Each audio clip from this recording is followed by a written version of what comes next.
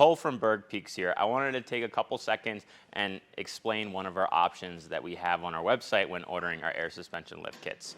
You'll see there's a drop down to add 4 factory air suspension strut mounts to the vehicle. We added that option because we've seen a lot of failure of the strut mount if the strut has never been serviced or the mount's been replaced. They fail in 2 different spots. They fail in the back side of it, and they fail around the top. They'll crack and eventually separate. In my hands, I have 2 strut mounts. One's a used one and one's a brand new one. I'll kind of show you.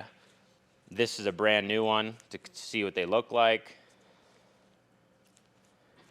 And this is going to be a strut mount with around 150,000 miles on it. We can see there's a crack developing here. There is some deformation on the sides, and then the bottom of the strut mount itself is starting to deteriorate as well. What will happen is this crack will eventually go 360 degrees around the strut mount, and these will separate, causing lots of noise and unfavorable ride quality.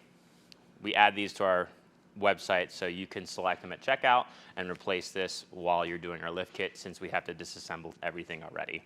If you have any questions, please send us an email at orders@bergperformance.com, and we'll see you on the trails.